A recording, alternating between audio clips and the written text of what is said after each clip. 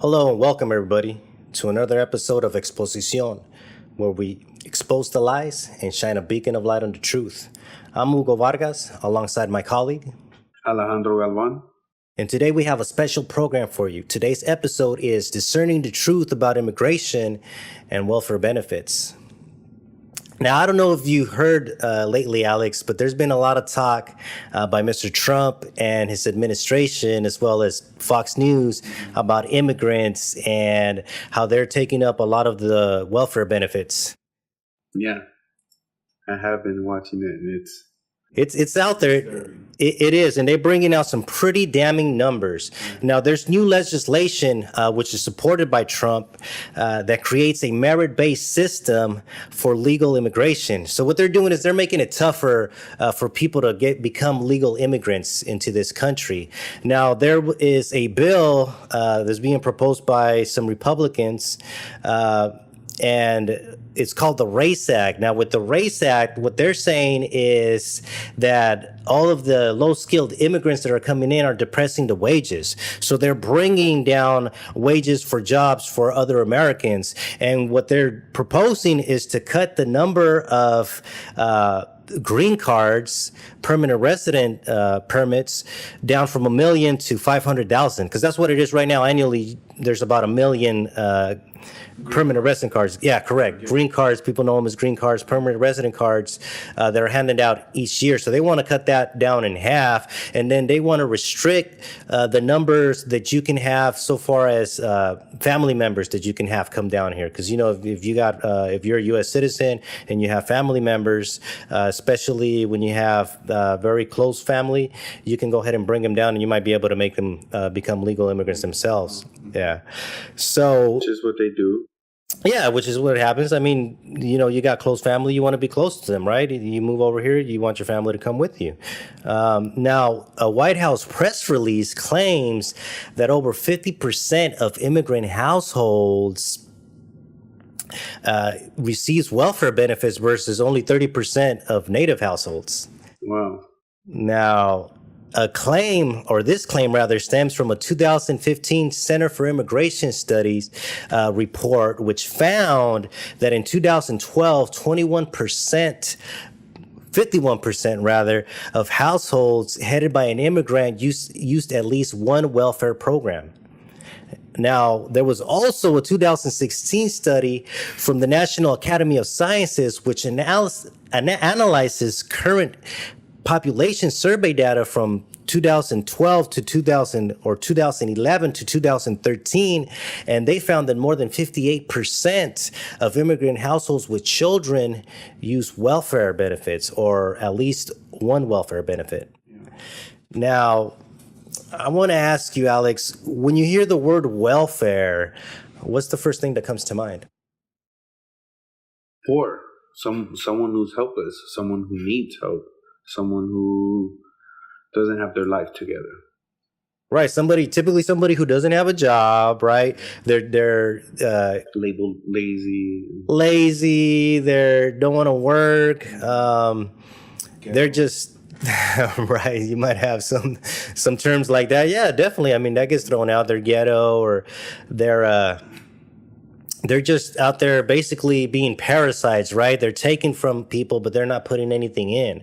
And that's why they use that word welfare, because it has such a negative connotation. And so this is something that I want to point out, right? This is very important, and I want people to understand this. Welfare, as it is defined by both of these studies, includes free and reduced school lunches. So it's the children. Yeah, think about it. So they're not just talking about food stamps or cash assistance. They're talking about free lunches, reduced lunches. Now, if people knew what they were actually talking about, do you think that this would change the perception that they had? Of course, it should, because numbers don't lie, right? Exactly. So if we go based off of just the numbers and not going based off of the ethnicity or anything else or background, the numbers don't lie. We pay for it ourselves. You know what I mean? It's ridiculous. I agree with you. And something that I always like to say is numbers don't lie, but they can be deceiving, especially in the way that they're being used. And that's why There's no context. There's no context. no context. Exactly. It's very ambiguous, right? They're just throwing out numbers, not putting any context behind it. And But they use certain keywords like welfare, like welfare, illegal immigrant in the same paragraph. People, they have select, just like there's selective hearing, there's selective reading, things that you're picking up. You're not really looking at the full on picture. Exactly. Like people are going to find whatever they're looking for, right? And then they're going to omit whatever they don't want to or whatever doesn't fall with their ideals. Now, another thing that I want to point out is when they're talking about immigrants, in these terms, when they're talking about immigrants, what they mean is non-U.S. citizens. All right. So that's very important. So it's not just illegal or undocumented immigrants. They're also talking about What are examples of these illegal?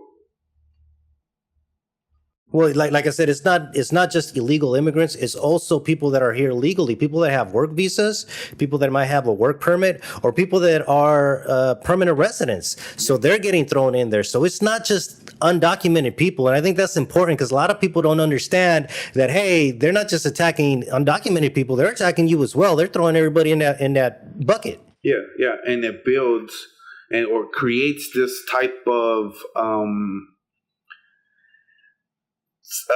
what is that stereotype within our own culture where because we read it and it says undocumented illegal immigrant and we assume that they're talking about just them specifically.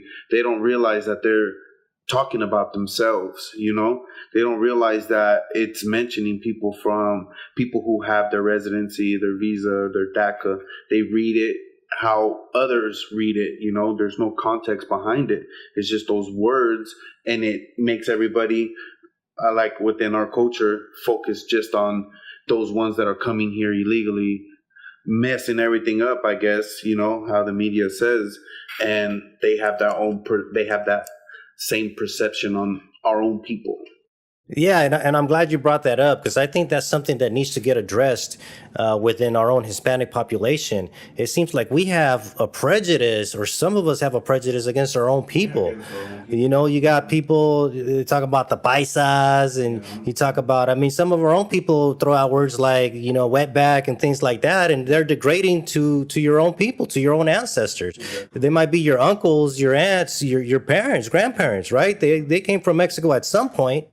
Because you know what, regardless just because you're Mexican, you have to realize that you're not walking up and down the street with the sign "I'm an American" on your forehead that cops are just going to drive by and say, "Oh, he's an American." They're looking at the color of your skin and you're looking Mexican. Regardless if you're born here, you got your visa or you got your DACA or you're working to get your green card, like you're weeks away from it.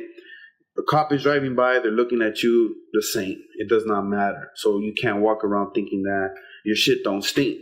You're the same as everybody else. You're being viewed the same as everybody else. Exactly. They're stereotyping you just like everybody else. And it's like the saying said, tiene el nopal en la frente, right? You can tell they're Mexican. And that's what, to some of these people, it doesn't matter whether you're born here or not. To them, you're a Mexican, you're an immigrant, and you're getting categorized the same as any other undocumented person. Now, another thing I like to point out is that the benefits aren't necessarily specific to the people that apply for them. So what that means is that, especially with free and reduced lunches, sometimes those benefits, they're being applied for by the parents, but the ones that are receiving it are the kids. And those kids could very well be U.S. citizens. So again, they pass the test. It's not like you just go in there and you get it. They hand you pamphlets and you got to fill out. You got to put your name, all that other stuff, and then they got to see if you qualify. You don't just go in there and you receive it. Exactly. So if you qualified it, that means they did it legally. So, but we're still viewed as, oh, you're getting free money and you shouldn't be. Yeah, and again, I think that's very important because they're including the kids, they're including U.S. citizens into that. So that way they ingrain that into people's minds, especially a lot of these white supremacists out here that, hey, they see the same thing. They see Mexican. They don't see U.S. citizen. They see Hispanic. They see an immigrant. And that's all that they see.